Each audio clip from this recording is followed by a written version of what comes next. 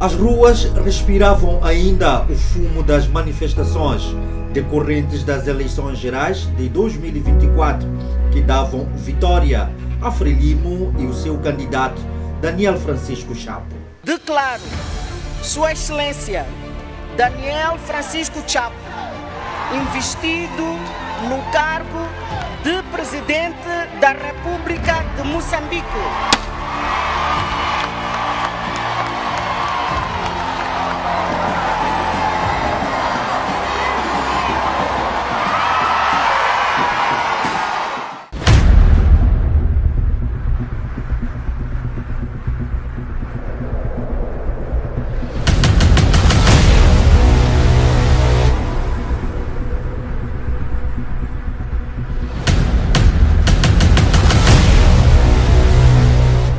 A 15 de janeiro de 2025, Daniel Chapo tomava posse neste lugar como o 5º presidente da República de Moçambique, num contexto de grandes expectativas sociais e desafios econômicos persistentes e o reforço da estabilidade política. Um ano depois, moçambicanos fazem um balanço. No momento da tomada de posse, Daniel Chapo comprometeu-se a governar para todos os moçambicanos, sem exclusões, colocando o interesse nacional acima de qualquer outro. Entre as promessas constavam o combate à corrupção, a melhoria dos serviços públicos, acesso a emprego, melhores condições sociais e económicas para todos os moçambicanos. O discurso inaugural esteve assente em questões de boa governação. E agora, que análise se pode fazer sobre o primeiro ano de governação de Daniel Chapo? 2025 foi o primeiro capítulo da nova era proposta por Daniel Francisco Chapo, perante um país que tenta erguer-se aos soluços resultantes da crise política, social e econômica que se arrasta de governo a governo em 50 anos de independência. Nesta reportagem trazemos o retrato do primeiro ano de governação de Daniel Chapo com recurso às lentes dos nossos entrevistados.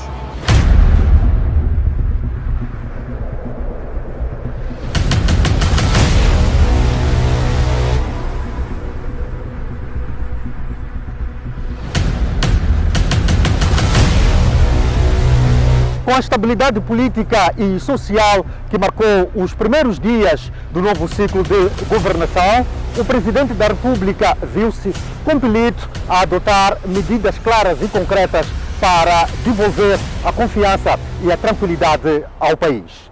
Foi neste contexto que o chefe do Estado submeteu com caráter de urgência à Assembleia da República a proposta de lei do compromisso para o diálogo político nacional inclusivo, um instrumento considerado fundamental para a pacificação do país e a consolidação da democracia.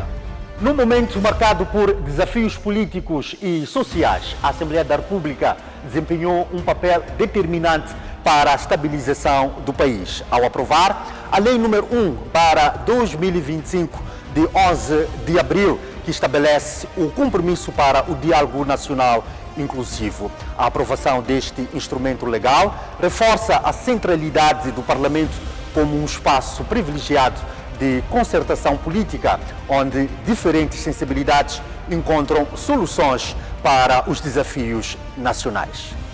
A Lei número 1/2025 institui um modelo de diálogo que envolve os 4 partidos com assento na Assembleia da República, alargando igualmente o processo aos partidos com representação nas Assembleias Provinciais e Autárquicas. Este modelo é visto como inclusivo e representativo por reconhecer a diversidade política existente no país e garantir que as decisões de interesse nacional resultem de um amplo consenso. Um ano após a tomada de posse de Daniel Chapo como Presidente da República de Moçambique, a Assembleia da República procede a um exercício de balanço político, avaliando o desempenho do chefe do Estado em matérias como estabilidade política, coesão social, segurança, combate à corrupção e funcionamento das instituições democráticas. As leituras feitas pelas diferentes bancadas parlamentares revelam visões diferentes sobre o primeiro ano do novo ciclo de governação. É neste contexto que a bancada parlamentar da Frelimo considera positivo o balanço do primeiro ano de governação de Daniel Chapo, apontando ganhos ao nível da estabilidade política e do funcionamento das instituições do Estado. Avaliamos muito positivamente do ponto de vista global. Foi um ano marcado por opções estratégicas claras de estabilização, mas também de reforço do poder do Estado. E numa perspectiva parlamentar, nós achamos que foi caracterizada por uma ação legislativa extremamente robusta, com a aprovação de leis extremamente estruturantes para a vida do nosso país e para o reforço do Estado, do ponto de vista econômico, social, mas também político. Segundo o chefe da bancada, como forma de cumprir as promessas de Daniel Chapo, a bancada da Frelimo viabilizou instrumentos fundamentais para a governação, como o Plano Quinquenal do Governo 2025-2029 e a Estratégia Nacional de Desenvolvimento 2025-2044. Nós achamos que com a aprovação dessas leis, mais concretamente do Programa Quinquenal do Governo, mas também da Estratégia Nacional de Desenvolvimento, vamos continuar a aprovar os planos econômicos e sociais. Neste caso já aprovamos para 2026, que vai começar a ser implementado este ano, que traz as estratégias setoriais, mas também uma visão global e mais ampla daquilo que é a perspectiva da governação deste país, e achamos que Moçambique reúne condições porque o povo mostrou de forma aberta que está preparado para trabalhar, e este é o desiderato que nós todos esperamos. E nós, como Parlamento, vamos continuar a aprovar leis que suportam esta governação e reestruturem de forma legal o Estado para continuarmos a crescer. Mas, de 0 a 20 valores, que nota atribui a bancada parlamentar da Frelimo neste primeiro ano de governação? Iria mesmo arriscar dizer que eu dou nota 19. Uma leitura diferente é apresentada pelo segundo vice-presidente da Assembleia da República, Fernando John, que reconhece alguns avanços, mas aponta fragilidades na governação. Nós ainda não notamos nada. E acreditamos que, tratando-se de primeiro ano, é compreensível. É um ano de preparação, portanto, da base para a concretização das promessas eleitorais, sobretudo. O que eu acho a questão da promoção da reconciliação do tecido social. A estabilização. Exatamente, estabilidade política e a promoção desse diálogo inclusivo. De algum modo, isso traz expectativas.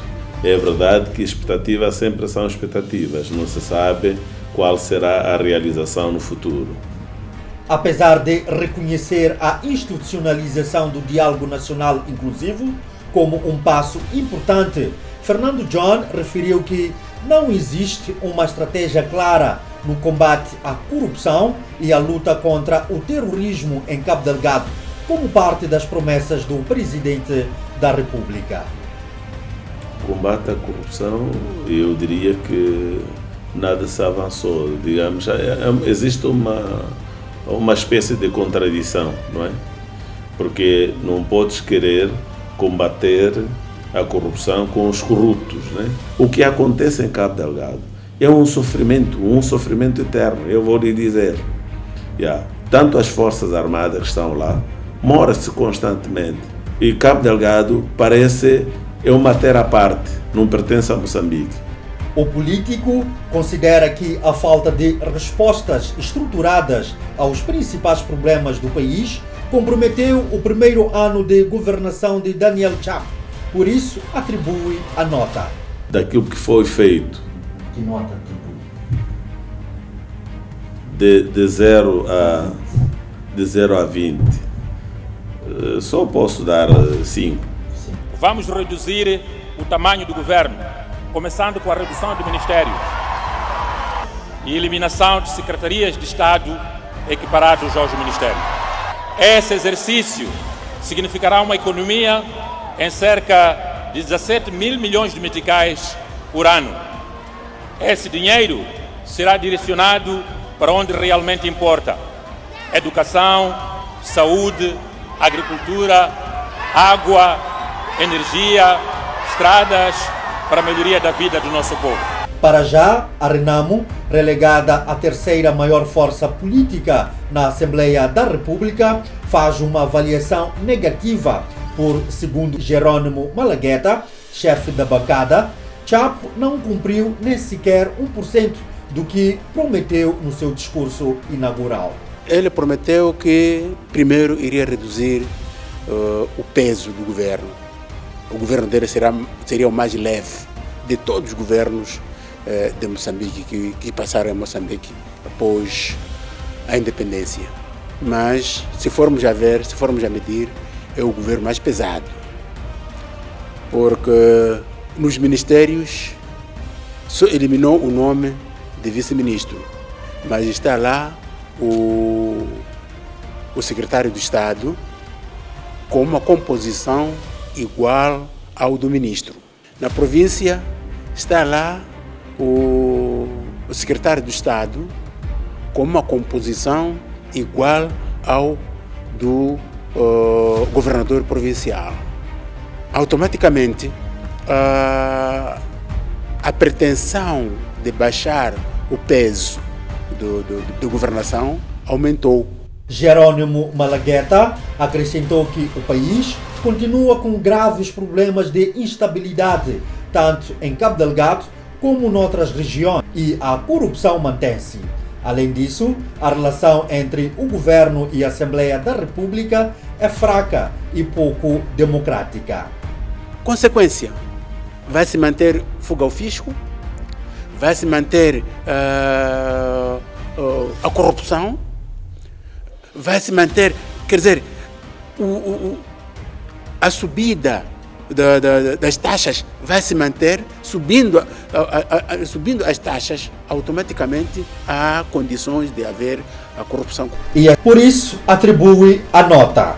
Eu, na qualidade de professor de profissão, se o Chapo fosse meu aluno, dava-lhe 4 valores. Para evitar o zero, como já escreveu o nome dele no papel, dava-lhe 4 valores. Os raptos que tiram a paz das nossas famílias, muitas vezes com cumplicidade de quem devia proteger-nos, são um ultraje que não vamos tolerar. Mas também o Movimento Democrático de Moçambique, com apenas 8 deputados na Assembleia da República, não identifica avanços significativos no primeiro ano do novo ciclo governativo. Os sequestros não param, continuam a ser sequestrados, os polícias também estão-se a matar entre eles, virou uma componente de polícia ladrão. Ao mesmo tempo matam-se entre eles e não percebemos, e ninguém até hoje diz quem são as pessoas que matam a polícia, ou se entre polícia e tudo mais quanto nós podemos dizer. Esta é uma situação que estamos a viver ainda no país. Situação política administrativa. Estamos a ver que o que ele prometeu na tomada de posse até hoje não efetivou. Uma das coisas era de acabar com os secretários de Estado, e o secretário de Estado, como pode ver, está a duplicar o poder nas províncias. Como consequência disso, são orçamentos avultados que põem o país todo ele em rasgo. Para José Domingos, vice-chefe da bancada do MDM, as promessas do discurso inaugural ainda não se refletem no dia a dia dos moçambicanos. O presidente da República não está à altura de conseguir resolver o problema, porque é um cancro que ele lá encontrou. Coitado dele, pode ter até tentar ter a vontade, assim quando ele falou na tomada de posse que não ia acabar com os secretários de Estado, era talvez à vontade, mas foi tomada atenção com os colossos. Nós roubamos voto para te pôr no lugar, então não mexa aí. Então ele acaba ficando fraco. Quero aconselhar a ele, as próximas vezes, neste ano, menos, começa a pôr mão dura para esses corruptos, porque o país não vai avançar, nem ele não vai conseguir endireitar esse país se estiver a agradecer ainda as pessoas que lhe roubaram os votos. E assim atribui a nota. Nota 8. 8 valores. 8 valores. Para não dizer 0, 8 valores. Depois das leituras políticas feitas pelas bancadas parlamentares sobre o primeiro ano de governação de Daniel Chapo, segue-se agora a análise de um dos pilares centrais do seu discurso, a independência econômica. Que passos foram dados para reduzir a dependência externa, fortalecer a produção nacional, gerar emprego e melhorar o custo de vida? Desde o púlpito da história, Daniel Chapo apresentou o lema que marcaria o seu quinquênio de governação 2025-2029. Renovar Moçambique e transformá-lo independente economicamente.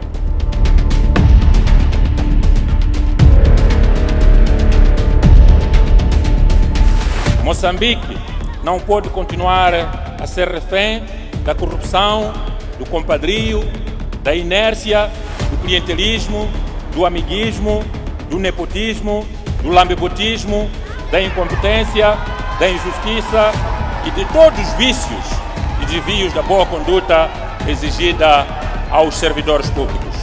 Desde os primeiros dias ficou claro que a economia seria o principal campo de batalha desta presidência. Num país onde a pobreza dita o ritmo da vida cotidiana e onde nem sempre o crescimento econômico se traduz no bem-estar social, Chapo trouxe um discurso baseado na estabilidade macroeconómica e no desenvolvimento social e sustentável. Mais do que números, o presidente defendeu que os resultados da governação devem ser medidos pelo impacto real na vida das comunidades, de melhores infraestruturas, maior acesso a serviços essenciais, emprego, inclusão económica, sobretudo para jovens e mulheres. Esta visão traduziu-se no anúncio da criação do Banco de Desenvolvimento de Moçambique, do Fundo de Garantia Mutuária, Fundo de Reabilitação Económica e o Fundo de Desenvolvimento Económico Local, com foco nos distritos, na juventude e igualmente nas mulheres. Para implementar estas medidas, o Executivo apostou em setores-chave como economia, finanças, agricultura, energia e recursos minerais e juventude e desporto. Mas o que pensam os setores económicos neste primeiro ano de governação de Chapo? Para já, Basílio Morat, que ocupa a pasta do Ministério da Economia desde 17 de janeiro do ano passado, destacou a importância da atualização das leis económicas para que estas estejam alinhadas com os objetivos do Executivo. Bom, estamos a fazer tudo para reformar, atualizar a legislação sobre a economia, sobre a atividade comercial, sobre a indústria. E tudo isso tem esta forte componente de governação corporativa, combate à corrupção, boas práticas internacionais. Portanto, o nosso objetivo é sempre ajustar a nossa economia, o nosso desenvolvimento, o desenvolvimento econômico do nosso país, às boas práticas e alguma transparência também para permitir que os fluxos e a economia flua normalmente. O ministro sublinhou também que a aposta do governo se concentra na digitalização dos sistemas públicos, visando tornar os processos mais eficientes para cidadãos e empresas. Nós estamos mais concentrados nas reformas que vão permitir melhor transparência das instituições, dos mercados, da economia. Portanto, para nós o mais importante é que haja transparência e estamos a capitalizar muito a ideia de digitalização, mas para também reduzir muito o contacto entre as pessoas no desenvolvimento da nossa economia e pôr a economia ao serviço do cidadão. O setor privado, que registrou prejuízos calculados em mais de 24,8 mil milhões de meticais, a sequência dos protestos pós-eleitorais, caracterizam os 365 dias que se seguiram a este período como sendo de estabilidade macroeconómica e pela retoma da confiança dos empresários e investidores. Este primeiro ano de governação de Sua Excelência Daniel Francisco Chapo foi, acima de tudo, um ano de estabilização, reposicionamento estratégico e, principalmente, o lançamento de reformas estruturais. Portanto, todas estas reformas alinhadas com aquilo que é o desenvolvimento económico do país, num contexto que foi marcado por choques económicos, pressões fiscais e desafios de segurança. O Governo conseguiu, porém, preservar aquilo que é a estabilidade política e macroeconómica, que obviamente é um fator crítico para o ambiente de negócios, os empresários e os investidores. O Presidente da República, no seu informe ao Estado da Nação, transmitiu uma mensagem clara e encorajadora. Temas como, por exemplo, a escassez de divisas no mercado interbancário, que tem afetado o pagamento de importações e o repatriamento de capitais, e os sequestros, que se somaram 10 casos consumados em 2025, dominaram o coro das preocupações do setor privado.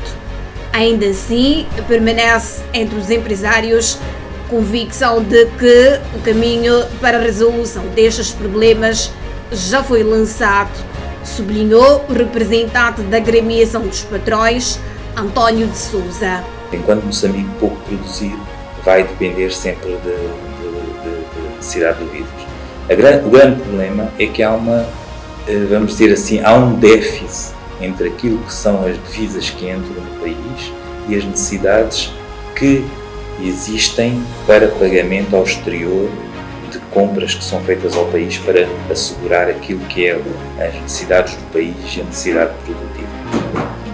Portanto, esta é uma situação que tem que ser vista de uma forma integrada, tem que ser vista de uma forma daquilo que são os recursos possíveis de existirem, bem como com o aumento da produção local que possa promover as exportações. Okay? Vamos dizer que, até agora, acredito que muitos dos empresários tenham sobrevivido com aquilo que são as suas capacidades de retomar as suas atividades, poucas, mas as bases estão criadas e acreditamos que daqui para a frente vai ser muito mais fácil. Por isso é que nós clamamos que é necessário garantir a operacionalização, é necessário garantir flexibilização da utilização destes mecanismos financeiros que foram aqui criados. A independência económica do país é uma das grandes promessas deste ciclo de governação. Com os primeiros passos dados sob a liderança do Presidente, o economista Arsénio Zunguza considerou que este objetivo já não é um sonho distante. O economista destacou ainda que a intervenção do governo, que considera oportuna no quadro da diplomacia económica, apontando como exemplos a suspensão da atividade mineira na província de Manica, o levantamento da cláusula de força maior pela Total Energies e a assinatura da decisão final de investimento do projeto Coral Norte, FLNG, fatores que influenciaram positivamente as decisões finais de investimento. A questão de Manica já estava a comprometer a questão do meio ambiente, portanto, nós estávamos a ter danos muito graves para as populações, do ponto de vista de exploração, primeiro, dos recursos hídricos, da agricultura e, portanto, todo o resto associado ao ecossistema, portanto, que está à volta dos grandes garimpos artesanais. Esse é o primeiro aspecto. E a intervenção do Estado, penso que foi oportuna, no sentido de procurar formas melhores de permitir que a atividade possa ocorrer, porque há pessoas que estão empregadas, portanto, é um setor que gera emprego, gera também recursos para o Estado, mas é preciso que seja sustentável. Portanto, esse setor não pode continuar a operar enquanto ele coloca em prejuízo uma série de outros segmentos da própria sociedade. Portanto, eu acho que é oportuno e assertivo a posição do governo no sentido de reorganizar o setor mineiro, principalmente o setor do garimpo, a nível da zona centro e também da zona norte. Agora, quanto à questão das decisões final de investimento, da Exxon, está relacionado àquilo que me referia, à questão das frentes de diplomacia econômica que têm sido lideradas pelo presidente, que ele próprio se aproxima dessas grandes corporações, demonstra abertura política por parte do governo de Moçambique em cooperar e colaborar com essas grandes corporações para que se materializem esses grandes investimentos. Só tanto a decisão final de investimento, relacionada com o Coral Norte, é um indicador disso. Há uma confiança que é depositada pelas grandes corporações a Moçambique, e essa confiança é alicerçada exatamente pelo sinal político que é transmitido pelo Presidente da República, portanto, e pelo Governo de Moçambique. Portanto, isso temos que dar mérito ao Presidente, que alterou o paradigma de diplomacia econômica. Portanto, apesar do Banco de Moçambique ser um órgão independente e autónomo, funcionar como o Banco Central do país, com a missão de preservar a moeda nacional e garantir a estabilidade financeira, Arsénio Zanguza sublinhou que foi neste primeiro ano que as decisões de política monetária foram cruciais para a criação de condições para o investimento em áreas-chave e junto de grupos estratégicos. A outra, que não está necessariamente ligada à questão de governação, mas faz parte do próprio ambiente de governação que propicia a tomada dessas decisões por parte do Banco de Moçambique, é uma descida, portanto, consistente das taxas de juros. Isso é um indicador importante porque, primeiro, permite que as empresas, as famílias que já estão a suprir o serviço de dívida, possam ter um certo aligeirar dessa pressão e possam ter capacidade de consumir ou de investir com parte desses recursos que são libertados com a diminuição das taxas de juros. Segundo, permite que as empresas possam ter cada vez mais condições de ir ao mercado e buscar recursos, investir, produzir. Isto permite também a criação de postos de emprego, permite também o alargamento da capacidade de tributação por parte do Estado.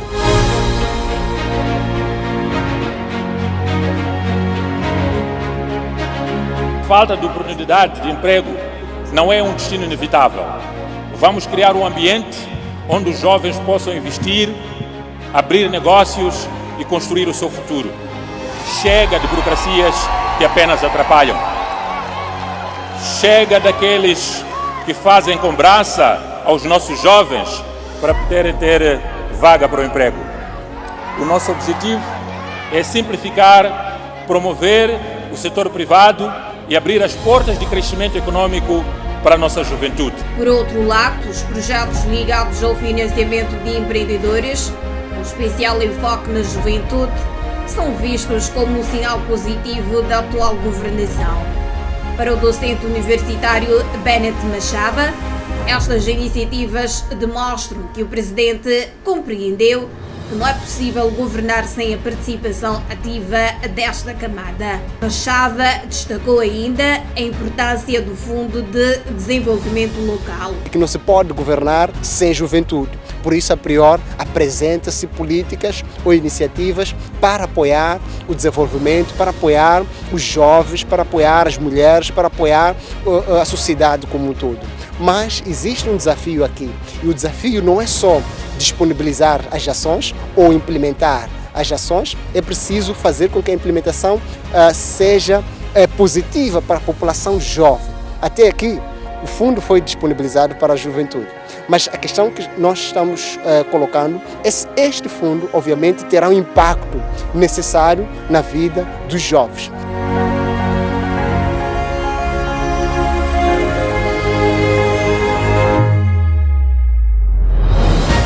Que eu acho que é um fundo importante para as pequenas e médias empresas que nos últimos tempos apenas sobreviviam de iniciativas tanto do próprio setor financeiro, do sistema financeiro, tanto, mas neste caso o governo está a liderar tanto uma proposta de oferta de financiamentos a taxas de juros competitivas para permitir que essas pequenas e médias empresas, que são as mais afetadas, especialmente com a estabilidade política, possam ter recursos para recuperar-se financeiramente. Mas não são só elogios e expectativas de uma nova roupagem para o país. Houve também críticas por parte da CTA relacionadas com a aprovação do pacote fiscal enviado com caráter de urgência à Assembleia da República. Trata-se das leis que alteram a pauta aduaneira e as respectivas instruções preliminares, o Código do Imposto sobre Consumo Específico, o Imposto Simplificado para Pequenos Contribuintes, o Código do Imposto sobre Valor Acrescentado, incluindo as leis que alteram o Código do Imposto sobre Rendimento de Pessoas Singulares e o Código do Imposto sobre o Rendimento das Pessoas Coletivas.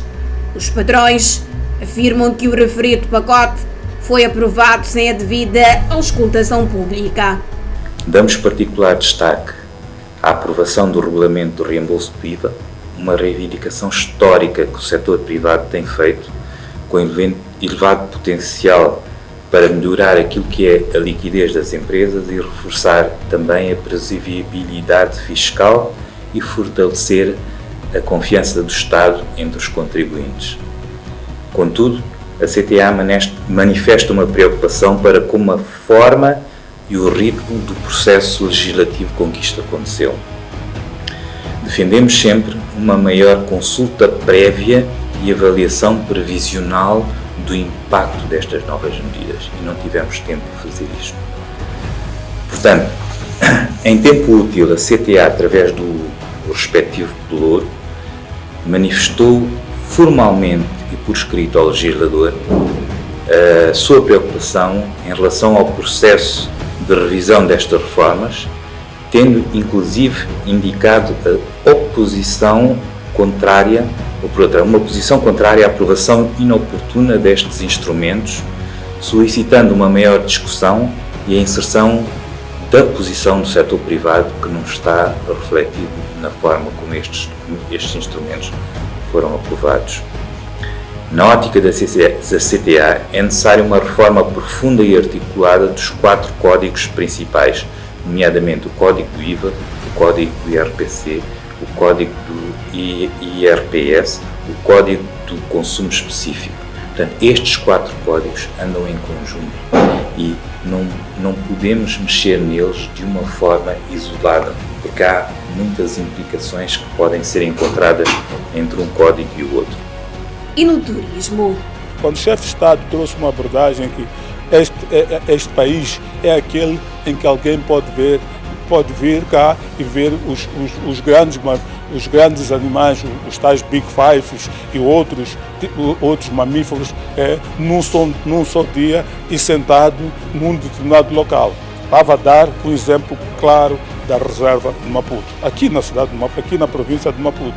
Quando alguém for para Pontador, tem a oportunidade de ver na reserva de Maputo, tem a oportunidade de ver os elefantes, tem a oportunidade de ir fazer um mergulho, pode ver os golfinhos, pode ver as baleias e tem a oportunidade de mergulhar. E no mesmo dia ele pode ir à pesca e voltar à capital para apanhar o seu voo e voltar à sua terra de origem. Por isso aqui, nós acreditamos que com isso tudo que nós temos, Moçambique pode ver turismo, mas para isso é preciso que o país aposte seriamente naquilo que é o desenvolvimento, ao melhoramento das infraestruturas. Estamos a falar das vias de acesso, estamos a falar também da questão da conectividade aérea, que é de um fator crítico de sucesso.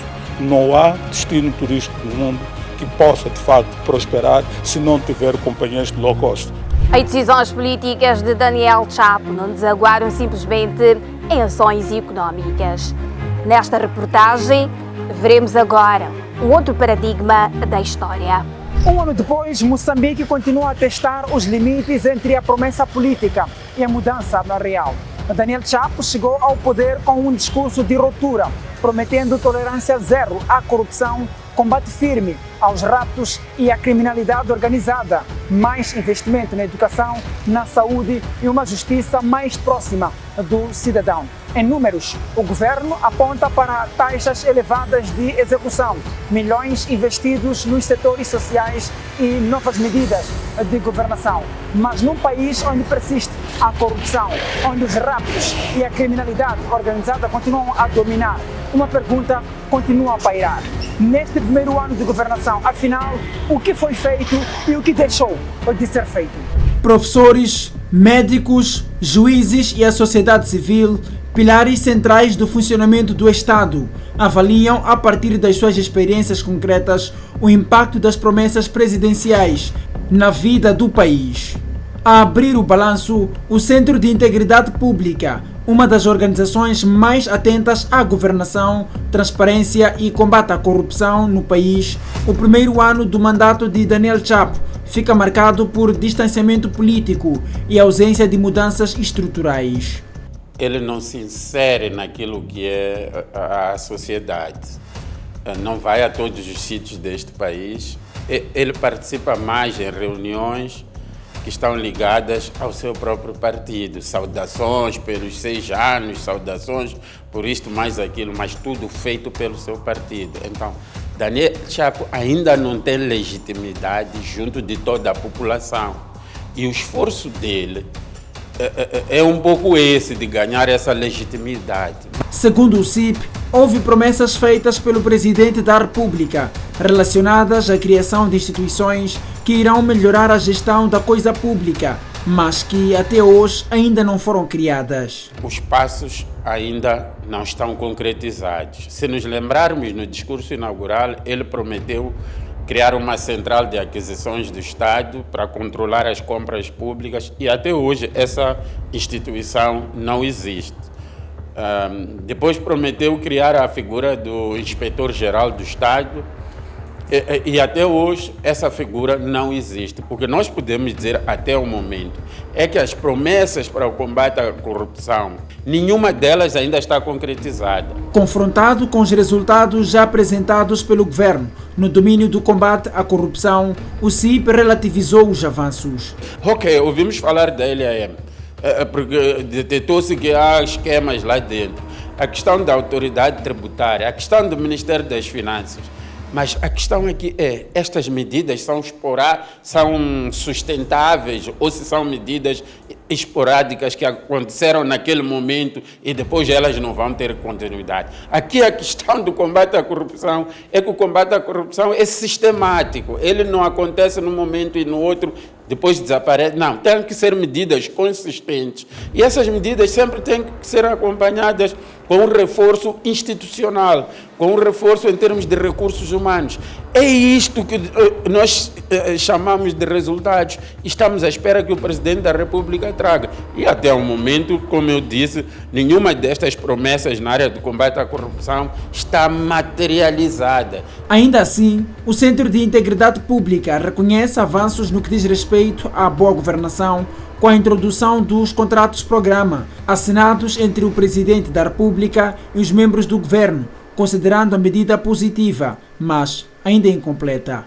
Eu penso que é um passo, e é um passo importante, mas o que nos vai trazer aquilo que é o necessário para o país não são os contratos-programa por si, é o cumprimento destes contratos-programa. Por exemplo, uma coisa que devia ser feita, se o governo de Chapo está a governar para o povo, uma das coisas que seria feita é publicar estes contratos-programa para a sociedade saber que o ministro X tem a responsabilidade tal, o ministro Y tem a responsabilidade tal, e a própria sociedade fazer uma espécie de auditoria social no sentido de procurar saber se o ministro de fato está a cumprir com aquelas promessas que fez no seu contrato-programa. Colocado o crivo pelo CIP, a nota atribuída ao Presidente da República não passou de 4, considerando que o primeiro ano ficou aquém das expectativas criadas. Eu dou um 4 exatamente porque o que Daniel Chapo fez neste primeiro ano de governação é aquilo que ele chama de diplomacia econômica, mas quer viajar, ir para ali, ir para lá, etc. Agora que estamos a falar, parece que viajou lá para as Arábias. O país, por exemplo, está numa situação em que estamos a começar a ter problemas de cheias. Um presidente que se preza adiava essas viagens e ficava a ver o que está a acontecer.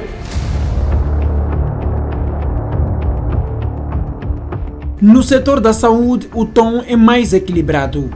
A Associação Médica de Moçambique reconheceu os esforços do Executivo a olhar pelos problemas que já vinham se arrastando desde o governo de Filipe Nyusi, o antecessor de Daniel Chapo.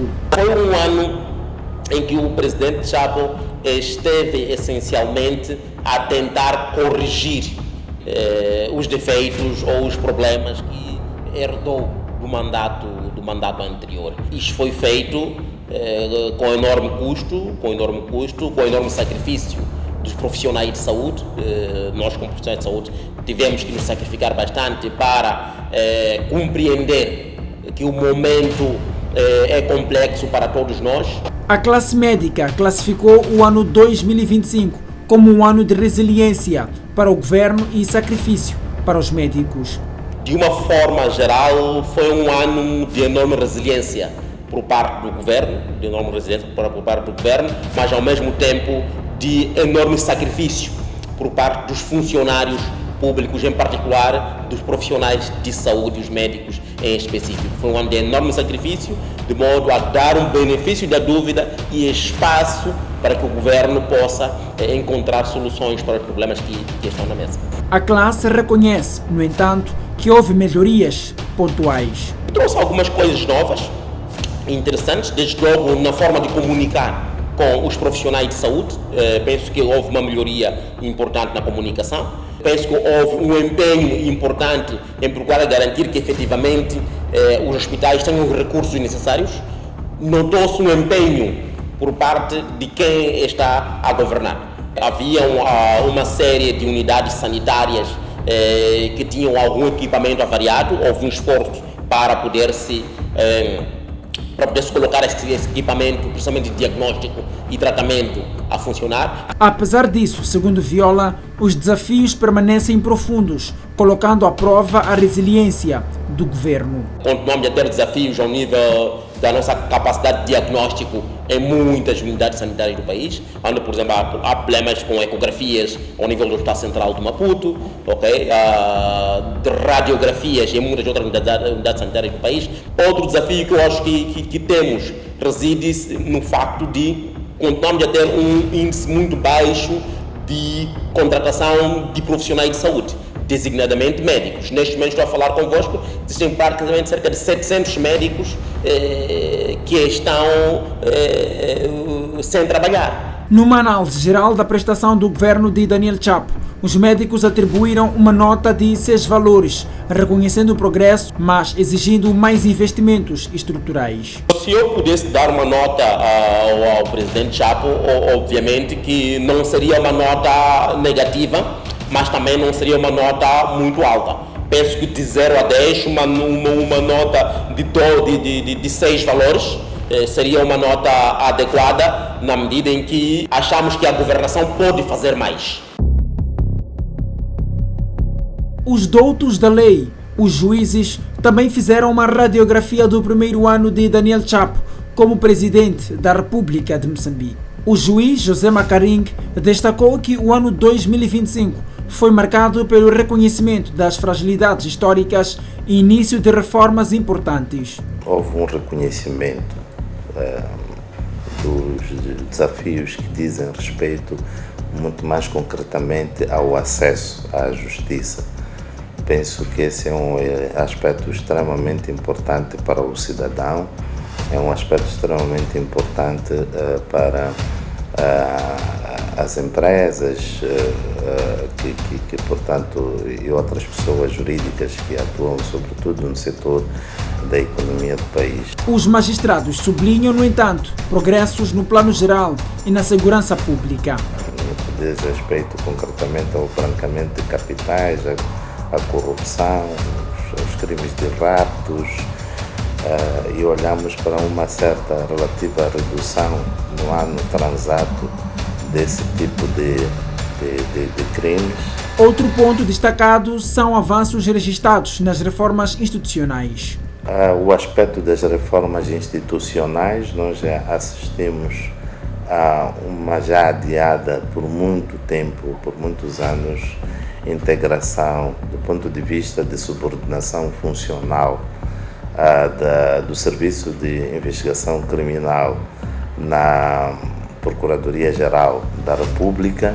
Aliás, neste domínio já foram apontados algumas reformas que poderão se verificar, desde logo a criação do Supremo Tribunal Administrativo e dos tribunais intermédios, a criação do Tribunal de Contas, e também a criação do Tribunal Constitucional, que passaria pela transformação do Conselho Constitucional em Tribunal Constitucional, o lançamento da iniciativa para o estabelecimento de um quadro legal sobre a autonomia financeira dos tribunais.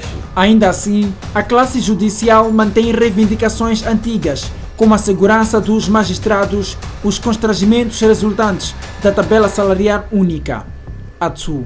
E se possa robustecer financeiramente os tribunais para melhor funcionarem, da mesma maneira que olhamos para aspectos que têm que ver com a segurança dos magistrados. Também tem os aspectos, os velhos aspectos ligados à questão salarial, derivados das desconformidades resultantes da aplicação da tabela salarial única. No setor da educação, as críticas são mais severas. A Associação Nacional dos Professores classifica o primeiro ano da governação de Daniel Chapo como essencialmente propagandístico. Entendemos que o presidente da República, Daniel Francisco Chapo, teve um ano mais propagandístico do que de realizações. Não encontramos dentro deste um ano alguma realidade que tenha satisfeito questões educacionais, especificamente as clivagens que os professores em particular têm sobre assuntos, salários, condições de trabalho e especificamente assuntos das horas extras.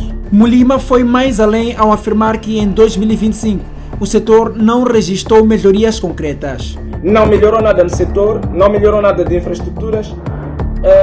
O que nós vimos, como nós dizíamos que o ano foi altamente propagandístico, foi que grande parte das promessas não terminaram não saíram de promessa, não saíram de papel, e simplesmente nós temos a igualar aquilo que o presidente Chapo fez durante este ano com aquilo que os outros governantes têm feito, que é prometer e depois não realizar. A classe acusa ainda o governo de instrumentalizar o setor ao supostamente politizá-lo e fazer promessas vazias. Temos muito a lastimar porque usou-se o setor da educação como bandeira desde o discurso inaugural, dizendo que queria melhorar a educação em questões de infraestruturas. Sobre a questão de infraestruturas, disse em sede da Assembleia da República que construiu cerca de 15 escolas. O que nós assistimos é que o Presidente da República apenas inaugurou cerca de 10 escolas construídas por meio de parceiros. E neste um ano não vimos nenhum plano sequer que concretizasse aquilo que é a governação no setor de educação. Uma das principais queixas prende-se com o não pagamento das horas extraordinárias, a velha dívida do governo, que até hoje não foi paga na totalidade. Quanto a assuntos horas extras, não houve realização alguma, houve sim promessa. Porque até hoje que estamos a falar, o setor de educação vem se debatendo com horas de 2022, 2023, tal 2023 que se foi pago, quando foi pago em jeito de roubalheira. Há professores que nesta provável metade, que se supunha ter sido a metade para receber como horas de 2023, houve professores que esperavam na sua conta acima de 150 mil, que receberam menos de 5 mil, receberam alguns menos de 1.000 meticais. Os professores denunciaram ainda a fraca comunicação com o executivo e deficiências graves na contratação de novos docentes num contexto de salas superlotadas e carência de recursos humanos. O setor que se debate com problemas de horas extras poderia criar-se um sistema, um mecanismo no qual as pessoas ou os professores que ainda não estão dentro do sistema, que não tenham tido contratos firmes com o governo, poderiam ser chamados para oferecer serviços básicos, não é? Apoiar em regime de um estágio remunerado.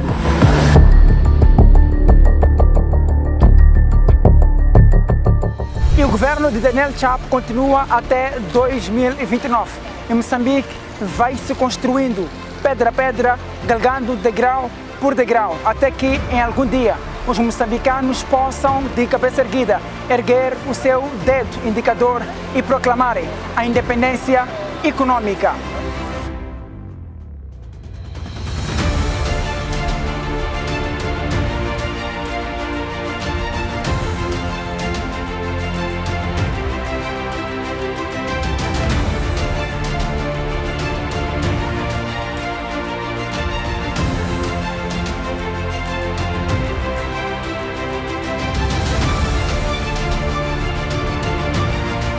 Um ano após a tomada de posse, a governação de Daniel Chapo encontra-se numa fase de avaliação.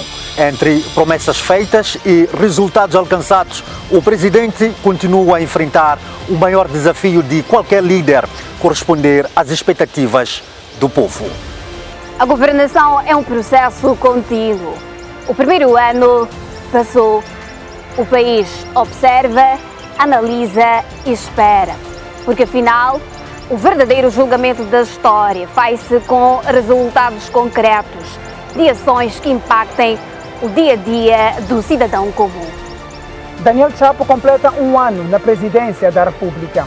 As promessas estão registradas, os desafios permanecem e o tempo dirá se a visão apresentada no discurso inaugural se transformará numa realidade duradoura para os moçambicanos.